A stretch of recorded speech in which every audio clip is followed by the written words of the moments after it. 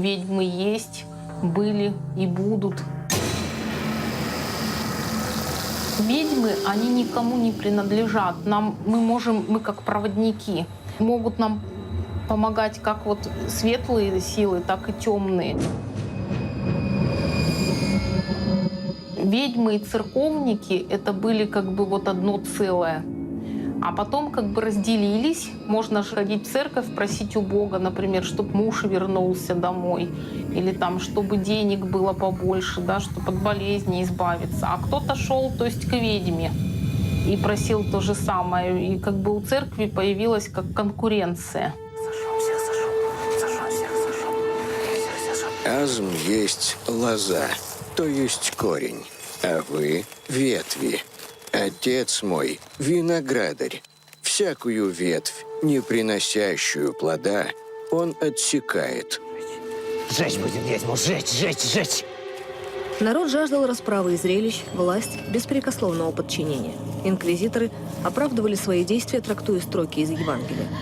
Прикрываясь Святым Писанием, вместе со светской властью отсекали сухие ветви, не приносящие плодов, то есть инакомыслящих и подозреваемых в колдовстве. Это самое страшное преступление против Бога.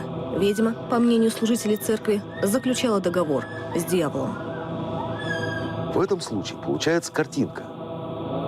Человек разделяет веру церкви в могущество дьявола и сознательно идет с ним на сговор. Причем это воспринималось как реальность. В этом случае включается логика войны. На стороне сил добра Бог, на стороне сил зла дьявол. И если в войне человек переходит на сторону противника, то наказание одно – смерть. Преступление против Бога и церкви одновременно преступление против государства, ведь они были едины. А значит, по логике, казнь совершалась во имя всеобщего благополучия, спокойствия и безопасности. Инквизиция, в переводе с латинского «расследование». Это был орган, который доказывал причастность к колдовству и вероотступничеству, но никогда не казнил. Выносили приговор в следующей формулировке, что мы извергаем этого человека из лона церкви, передаем его для свершения правосудия светской власти, но очень просим проявить по отношению к нему снисхождение. То есть формально они к смерти не приговаривали. Но существовала очень важная норма, в соответствии с которой любой чиновник, королевский, герцогский или любой другой, если он хоть как-то препятствовал деятельности инквизиции, то он сам объявлялся колдуном или еретиком. А теперь представьте государство средневековое, которое живет по принципу, что все люди – собственность кого-то. И они не могут договариваться. И раз вы моя собственность, а детей у меня, значит, 2-3 тысячи человек, и один какой-то из этих детей, вот какой-то ребенок, начинает портить всех остальных, а все замечательные. А один вот, нельзя его устранить. Все остальные дети подумают, он убил своего ребенка где-то там, внизу, в подвале. Я его должен взять, показать и сказать, посмотрите, дети, я люблю этого ребенка, но в него вселился дьявол, он стал кусаться. Вот он меня укусил, он вот братика вашего укусил. И если он еще кого-то укусит, вы все превратитесь в него. Мне придется его сжечь. А если вы будете ходить за реку к бабке-гадалке, я сожгу и вас. Я вас очень люблю, но я вас сожгу, потому что это надо.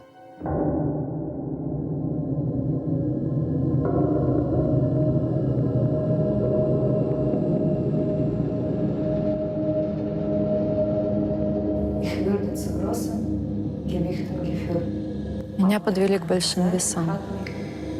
На одну чашу весов поставили меня, на другую положили 5 огромных книг. Это были святые писания. Они меня перевесили.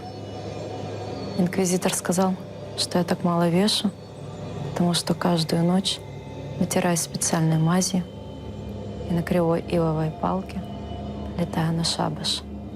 Там мы едим детей, предаемся разврату. Я рассмеялась.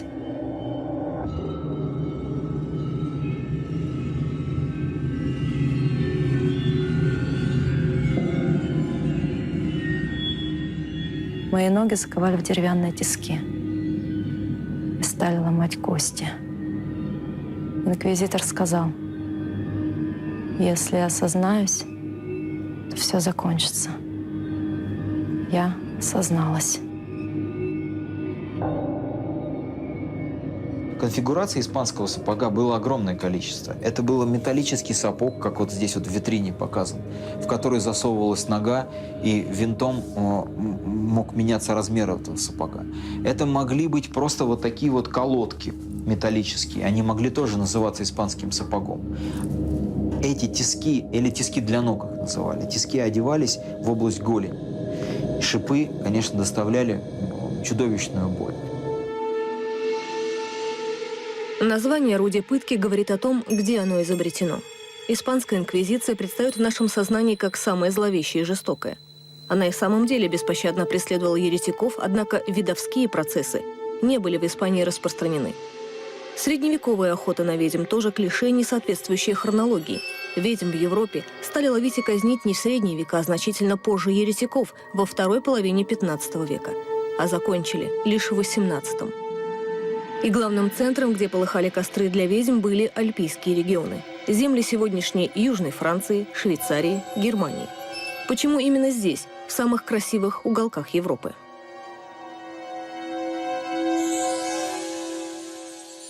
Папа Иоанн XXII.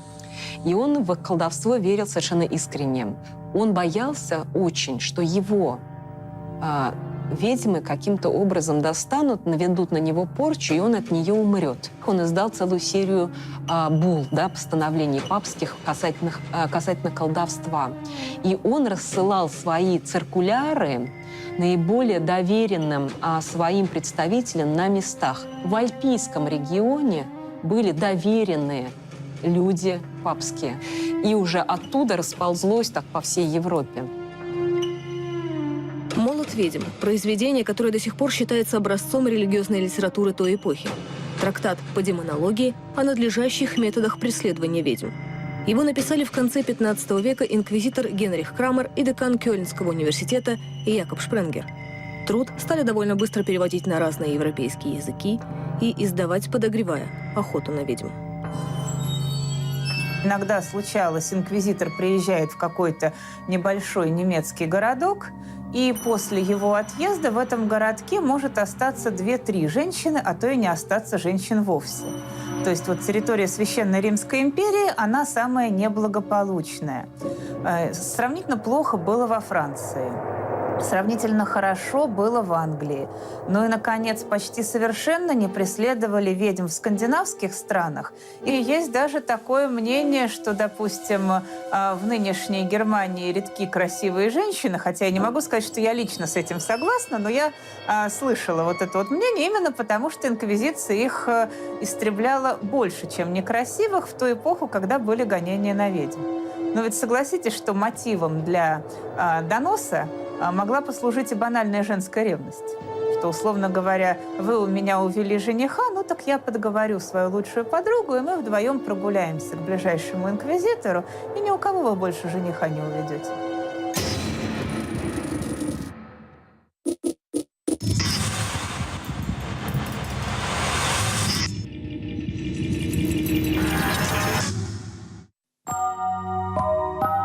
По каким же признакам обнаружить ведьму?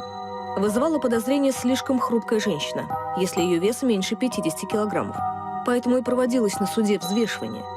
Могли быть отметины на теле, метки дьявола, как их называли, бородавки, родинки, родимые пятна, а также участки тела, лишенные чувствительности. Для проверки предписывалось подозрительную женщину раздеть, осмотреть и уколоть в разных местах иглой. Если не вскрикнет, значит ведьма. Когда женщина подписывает договор с сатаной, тот непременно прикасается к ней. В этом месте она и перестает чувствовать боль.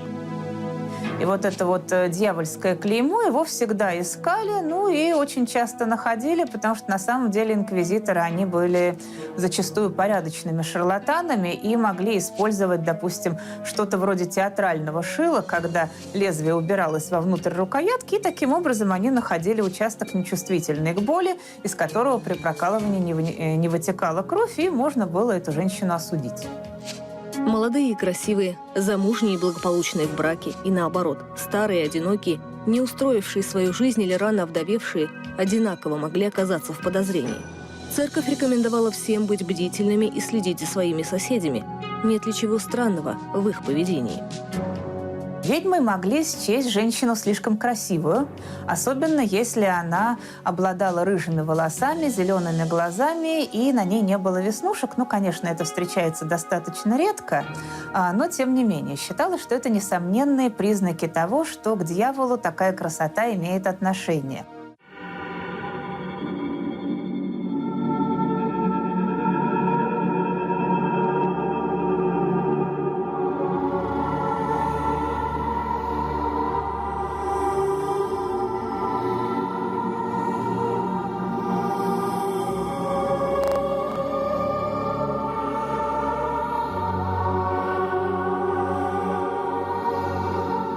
Однажды мы были на крестинах. Вдруг на стол вскочила черная кошка. Я была единственная из женщин, которая не испугалась и не закричала. Мне сказали, рыжие волосы – главный признак. Если я во всем сознаюсь, меня отпустят к детям. Я решила, и правда отстанут. И сказала «да, ведьма». Не отпустили. У нее нашли мешочек с подозрительным порошком. Медицинский факультет в Тюбингене исследовал его и установил, что это крахмальная мука. Под пыткой фрау Генша созналась, что имела отношение к элементам колдовства, но потом отреклась от своих слов и выдержала все степени пытки. Ее не казнили. Выпустили с условием, что она навсегда покинет страну.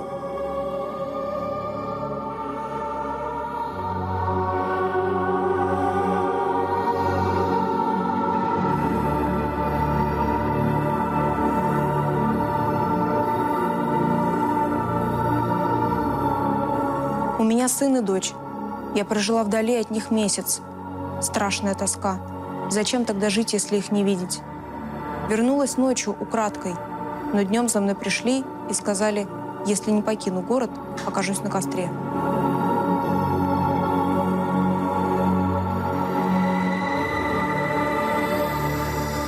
Такой вариант был возможен. И если ведьму подозревали в колдовстве, но не уличили в причинении вреда и смерти, ее могли приговорить к изгнанию. Сколько в таком случае протянет скиталица? Несколько месяцев, год, сказать сложно. Но чтобы одинокая женщина обрела где-то пристанище, маловероятно.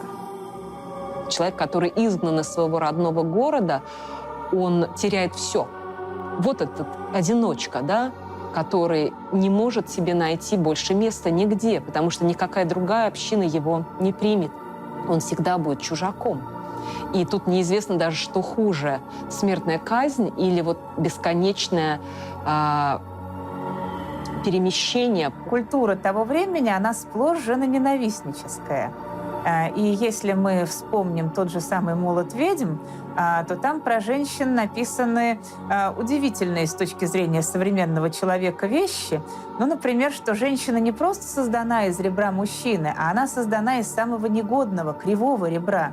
И так же, как это ребро отклоняется от остальных, так и женщина, естественно, отклоняется от благочестия христианской веры. Более того, в «Молоте ведьм» черным по белому написано, что именно женщины привержены греху любострастия сверх меры. И именно они всячески побуждают к соитию мужчин, которые сами греховных мыслей не имеют. То есть в переводе на такой простой язык, если монах испытывает вожделение при виде красивой женщины, то это целиком вина ее, а не грех монаха.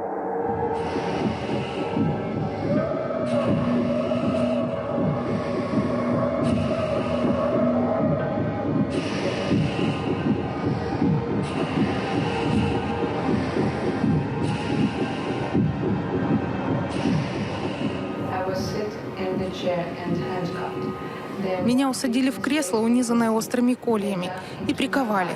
От боли стало трудно дышать. Инквизитор наставил, чтобы я во всем созналась, но я не понимала, в чем. Тогда он подсказал. По ночам ко мне приходит дьявол в образе мужчины. Ведьм на кресло усадили женщину. Руки, ноги, грудь заковали, шипы вонзаются в ее туловище, оставили сидеть на долгое время. Вот она сидит. Анальная груша. У нее, видите, 3 лопасти. Если женщина занималась проституцией или ее подозревали в колдовстве, то груша превращалась в вагинальную грушу. Разрыва матки было ей не избежать. Пытки были обязательным элементом следствия. У инквизиторов не было арсенала современных криминалистов, но вину подозреваемого они могли доказать. Главный способ добиться признания самого обвиняемого. Валерий Переверзев, когда создавал музей телесных наказаний в Москве, в поисках экспонатов объехал Европу.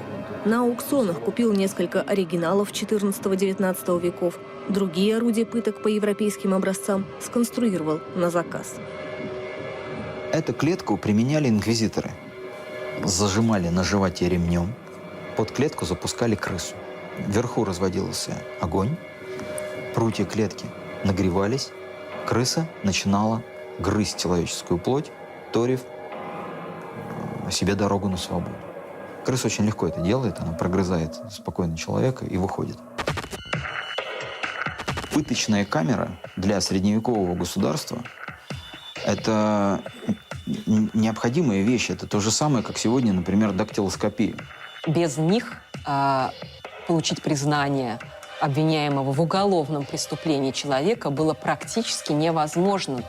С точки зрения судей того времени, это, естественно, была не выдумка средневековых людей абсолютно. Это была заимствованная процедура, она применялась уже в римском праве. Металлический саркофаг открывался.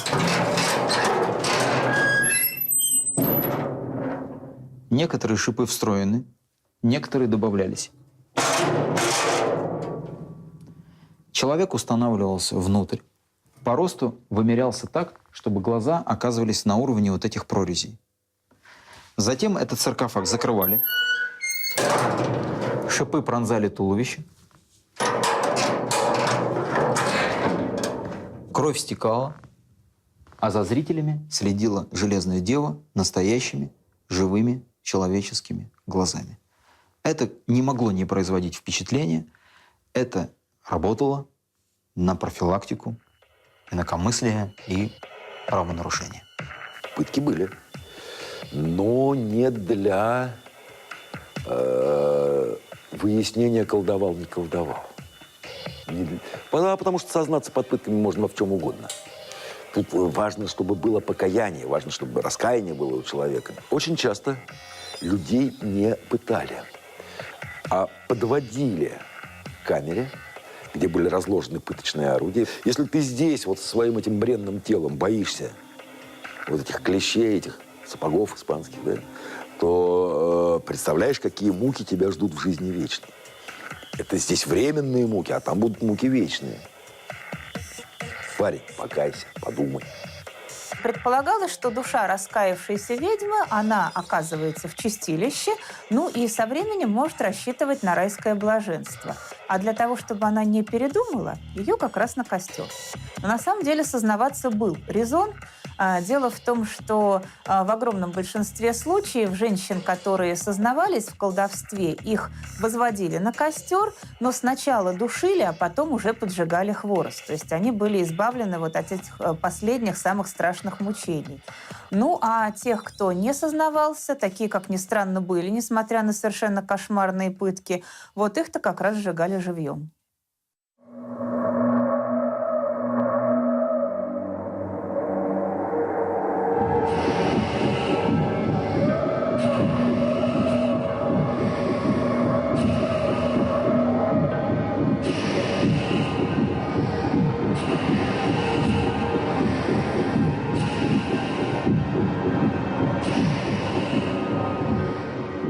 Je m'appelle Margaret. J'habitais au sud de la France. Mon mari était 20 ans âgé que moi. Я Маргарет, жила на юге Франции. Муж был на 20 лет старше меня. Он умер, и мне досталось огромное состояние.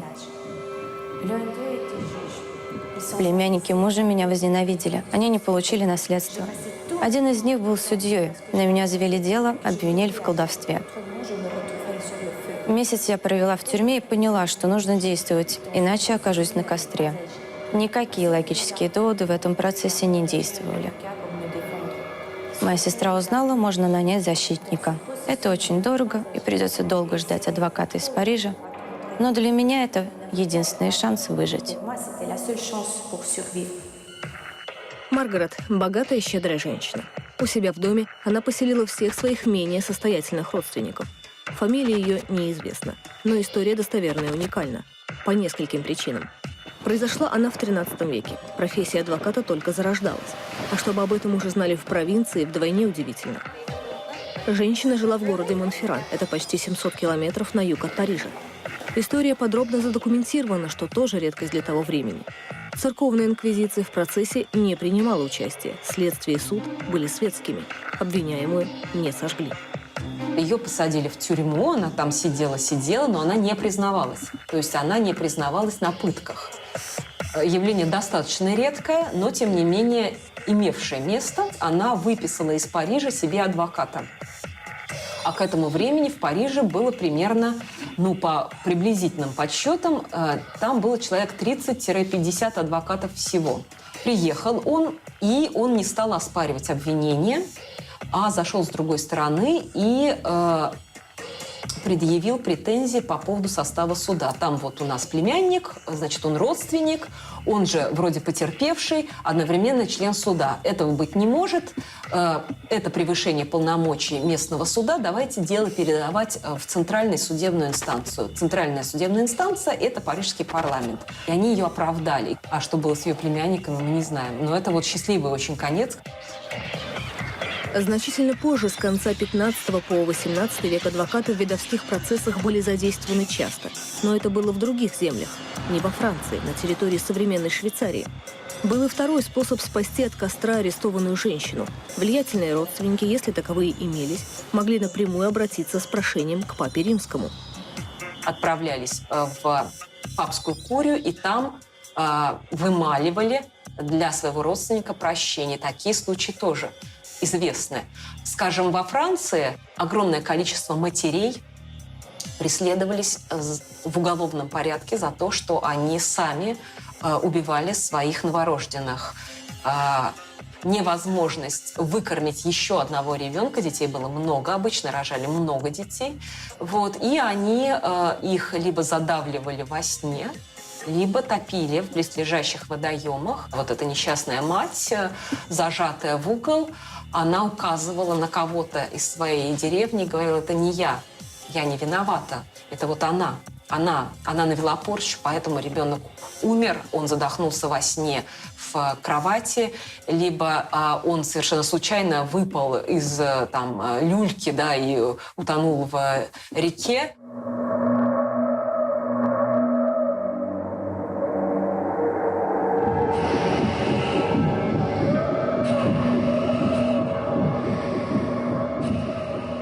It was a boy. He was born and did not cry. I tried to help, but the umbilical cord rapidly around the neck. Это был мальчик. Он родился и не закричал. Я пыталась помочь, но пуповина дважды обвилась вокруг шеи. Мать слишком поздно пришла ко мне, он задохнулся. 5 лет она не могла иметь детей. Я отпаивала ее отварами. Она забеременела, была такой счастливой. А когда мальчик умер, сказала, что это я убила его. Мне нужен был ее ребенок, потому что я ведьма.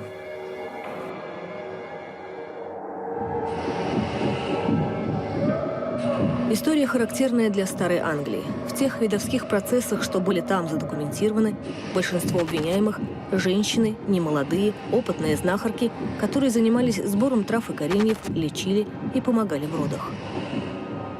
Только с возрастом накапливается опыт. Она становится действительно умелой повитуха, к ней много обращаются. Чем больше клиентов, тем больше недовольных. Она может вызвать подозрение в том, что она не только лечит, но и калечит. Это такая английская особенность. А для Франции, например, они совершенно на равных существовали. Я бы даже сказала, что там больше молодых ведьм, в кавычках, было, чем старых.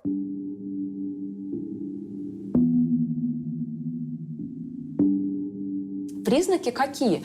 Эта женщина не замужем, она пожилая, она живет на окраине деревни или города, У нее в доме вы всегда найдете подозрительные предметы, к каковым относятся сушеные травы, коренья неизвестного происхождения, черные кошки, собачки разные, мелкие, желательно, лягушки и жабы, конечно же, всякие крысы. Еще одна особенность. Охота на ведьм в Англии началась позже, чем в Альпийском регионе, Франции, Германии и Швейцарии. И была инициирована не самосудом толпы, а личным интересом монарха.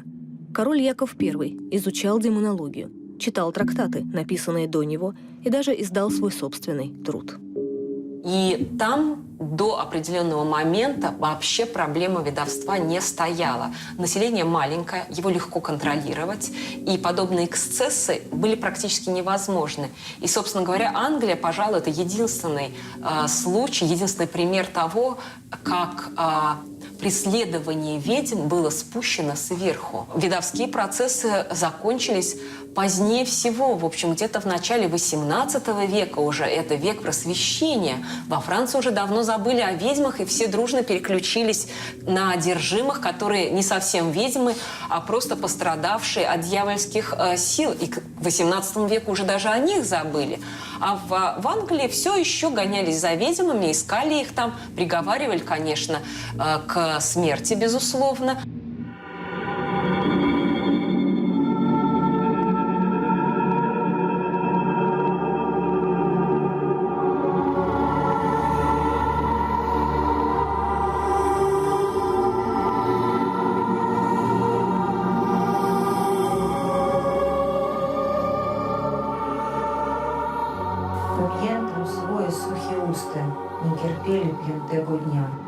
Помню его пересохшие губы.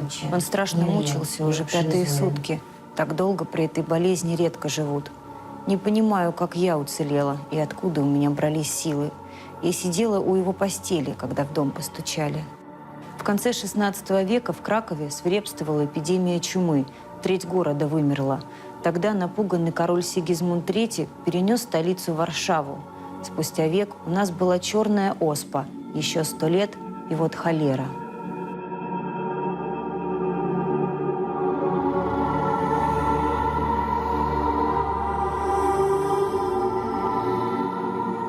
К нам ворвались ночью, обвинили в том, что все болезни насылают такие, как я. Со всего города собрали 14 женщин. Нас сожгли на центральной площади. Мне показалось, этого жаждала вовсе не инквизиция, а наши соседи, обезумевшие от страха перед смертью. Они принесли нас в жертву, чтобы самим остаться в живых.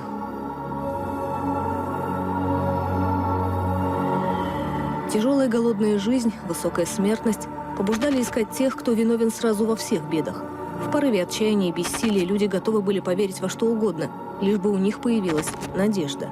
Ведь если ты не понимаешь, откуда берется болезнь, как распространяются вирусы и бактерии, легче всего объяснить это злым умыслом.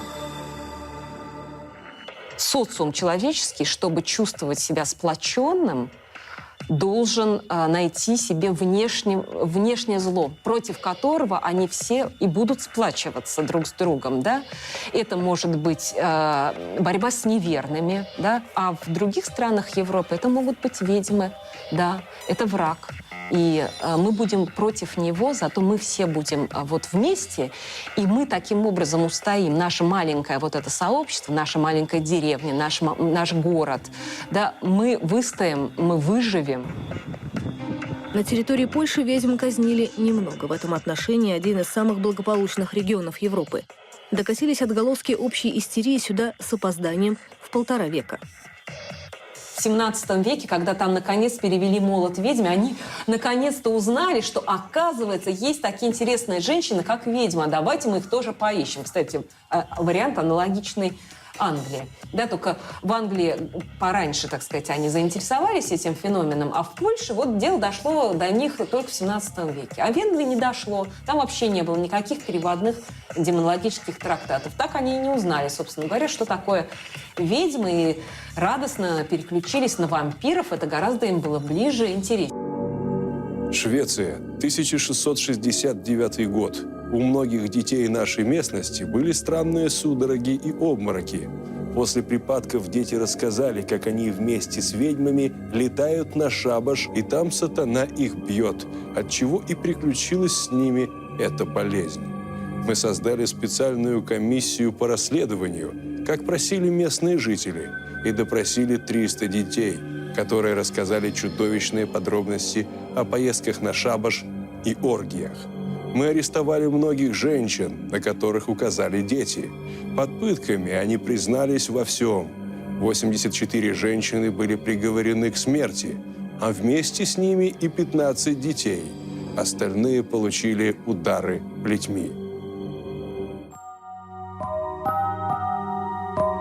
Похожий случай был в Новой Англии, штате Массачусетс, и тоже в 17 веке. Город Сайлем, январь 1692 года. Мы знаем, кто должен умереть. Злоупотребления были не только со стороны инквизиции, но и со стороны обычных граждан. Что это? Массовый психоз, нервная болезнь или жестокая шутка подростков, которым стало невыносимо скучно жить. Сначала у 2 девочек появились симптомы неизвестной болезни. Потом заболевших становилось все больше. Девочки издавали странные звуки, принимали необычные позы, жаловались на то, что кто-то колол их ножом и булавкой. Когда священник читал проповедь, у них начинались истерики и припадки.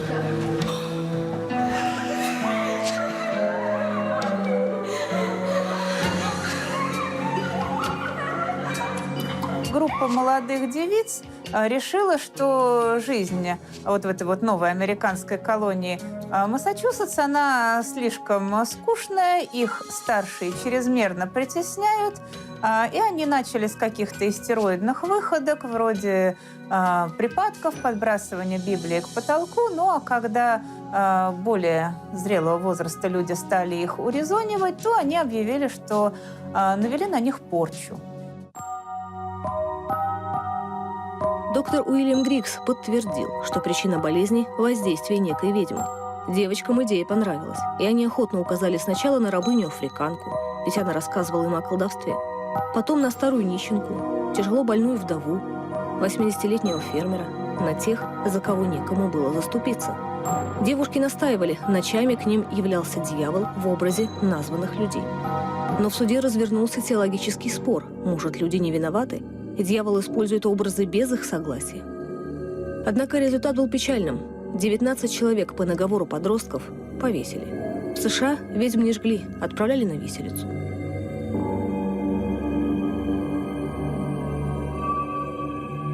Около 200 женщин заключили в тюрьму, многие из которых там и скончались. 80-летнему старику на грудь положили тяжелый камень, чтобы выдавить из него признание. Он молчал. Любые признания в колдовстве означали конфискацию имущества в пользу церкви. А он хотел сохранить ферму для детей. Под тяжестью камня он и умер.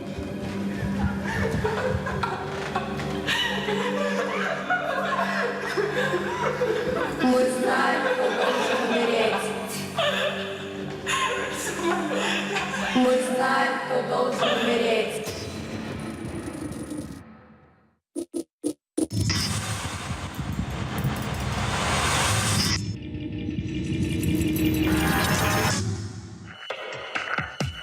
В той же Северной Америке известный случай, когда женщины подавали в суд за клевету и ложные обвинения в колдовстве, и даже в XVIII веке могли получить компенсацию за моральный ущерб.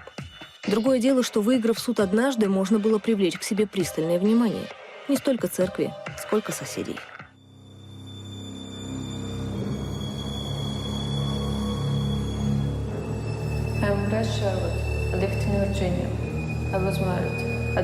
Я Грейс Шервуд, жила в штате Вирджиния, была замужем. Не знаю, почему за мной закрепилась репутация ведьмы. В 1698 году мы с мужем подали в суд иск на своих соседей. Потребовали возмещения убытков. 100 фунтов за клевету. Они во всеуслышание назвали меня ведьмой и уверяли, что я навела на их свиней порчу, отчего те сдохли. Присяжные вынесли решение в мою пользу.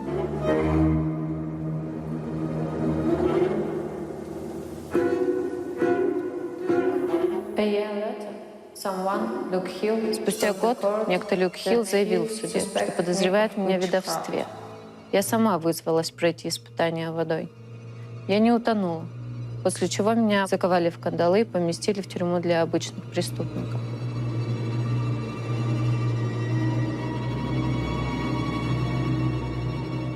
Что такое испытание водой, которое не прошла Грейс? Обвиняемые связывали крест-накрест руки и ноги, так, чтобы она не могла плыть. Привязывали ее за веревку и бросали в водоем.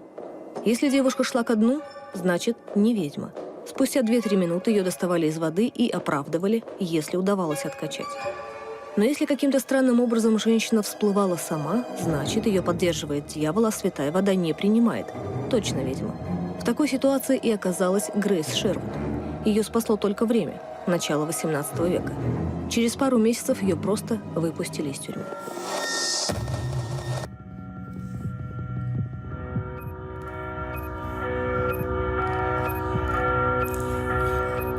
Видовские процессы становились все реже, власть светская выходила из-под влияния церкви, а вот люди в массе своей еще долго питались подозрительностью, страхами и жаждой мести за свои несчастья. В XVIII веке не раз уже могло случиться, что крестьяне приводят какую-то женщину на суд и требуют признать ее ведьмой, а образованный судья говорит, что никаких ведьм быть не может, идите и отпустите ее по-здорову. Почему инквизиция и церковь к исходу XVIII века утрачивают силу? Церковь во многих государствах была влиятельным землевладельцем.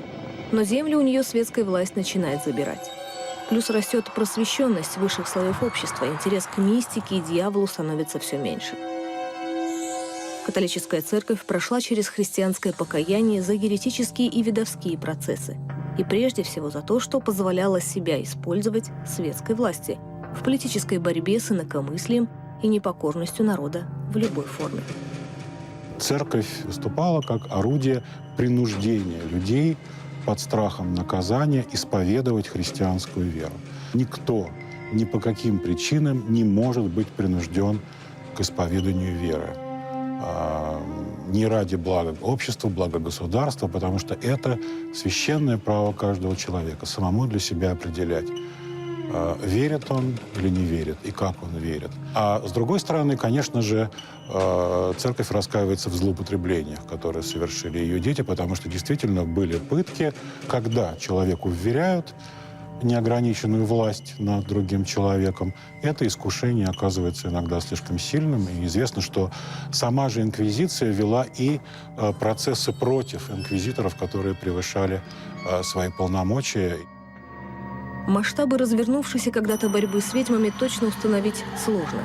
Документировалось не все, ведь были и самосуды. А многое за давностью лет утрачено. Войны, пожары, да и просто сырость и тление уничтожают документы. Поэтому сегодня одни говорят о сотнях тысяч сожженных на кострах, другие утверждают, что цифры эти сильно преувеличены. Далеко не все документы сохранились. Очень многие документы, это вот я уж совершенно точно знаю, в архивах Ватикана, касающиеся инквизиции, они до сих пор секретные. Вот, поэтому посчитать по головам, сколько убили, к сожалению, пока нельзя. История инквизиции в общественном сознании – это больше плод мистификации, больше плод, в общем-то, антикатолической пропаганды. Ну, например, вот известный инквизитор Тулуза Бернар де Ги, вот в имени Розы он появляется, и все трепещут от ужаса от его появления. Вот.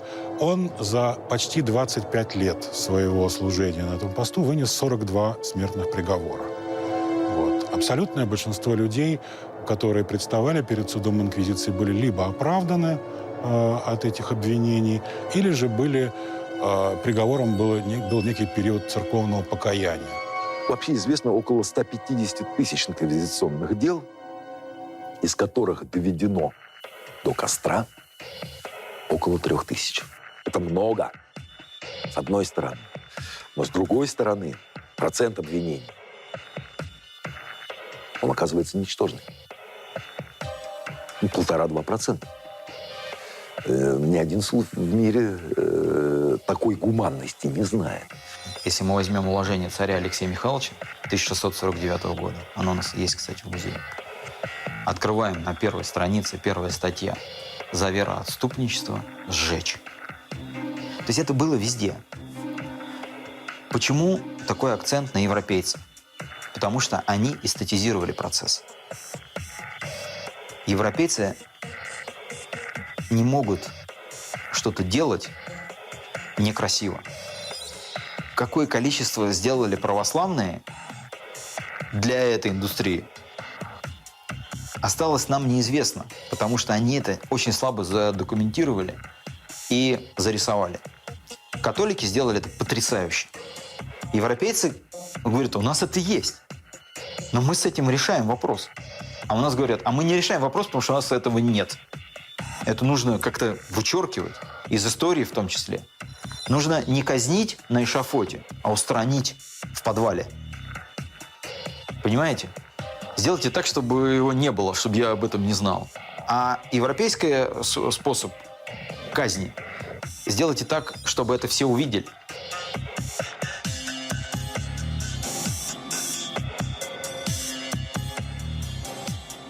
Ведьмино кресло нужно было не для того, чтобы убивать сотнями, тысячами, а для того, чтобы пострадала одна, в кавычках, ведьма, а в страхе держать сотни других. Они создавали инструменты пыток, казней и телесных наказаний как элементы социальной рекламы. Это билборды. Это то же самое, как сегодня щит 3х6 висит на улице «Сорвись с крючка» антитабачного характера. Ведьмино кресло говорило то же самое. Можно было спокойно написать слоган под ведьминым креслом «Сорвись с крючка». Сколько раз в истории человечества государство совершало казни, поддерживаемые молчаливым или яростным одобрением толпы. И только спустя годы или столетия обнаруживалась абсурдность обвинений. Охота на ведьм стала устойчивым расхожим выражением. Оно обозначает процесс, когда людей по какому бы то ни было признаку власть, а вслед за ней общество делают причиной всех несчастий и в конечном счете уничтожают. Политические расстрелы, массовые убийства по национальному признаку. Тот же принцип. Они не такие, как мы, по-другому думают, а может и чувствуют. Угрожают нашему спокойствию, а значит, недостойны жить на земле. Мы так решили. Человека сжечь, казнить, растерзать вообще очень сложно. А вот если его обезличить, это можно делать очень легко. Обезличить как его можно? В разные времена обезличивали по-всякому. Могли назвать Русис Швайне, или могли назвать жидом, чуркой, могли назвать кем угодно. Тогда это перестает быть человеком. Тогда его можно казнить, вешать, гонять. Мы все время пытаемся создать какую-то категорию людей, которые к которым законы не относятся. Нельзя людей убивать. Но есть люди, которых можно. Потому что они не люди.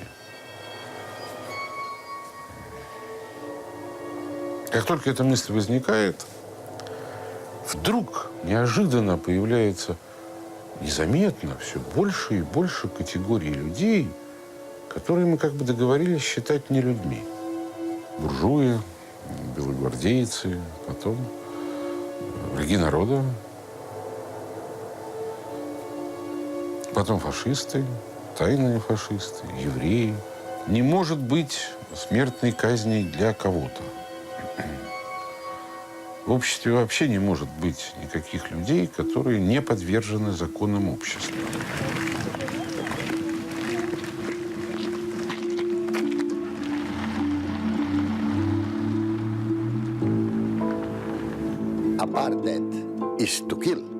Смертная казнь означает, что нужно узаконить убийство. А порой среди осужденных на казнь есть невинные люди. Но их нельзя воскресить, вернуть все назад, если их невиновность обнаружится позже. Все необратимые наказания должны быть отменены. Это первое. Второе. Жизнь — это чудо, и никто не может брать на себя высшее право лишать другого жизни. Третье. Очень важно для меня как ученого. Смертная казнь не дает никакого эффекта. Уровень преступности не уменьшается там, где за преступление наказывают смертью. Вообще не понижается. И это важно. Многие говорят, пока у нас есть смертная казнь, преступлений становится меньше. Нет и еще раз нет. Сегодня 104 страны отменили смертную казнь. И есть еще порядка полусотни, в которых смертная казнь законодательно прописана, но введен мораторий на ее применение. Думаю, через несколько лет большинство стран, возможно, до 90% всех государств на Земле, выступят за отмену смертной казни. We'll already be abolitionists.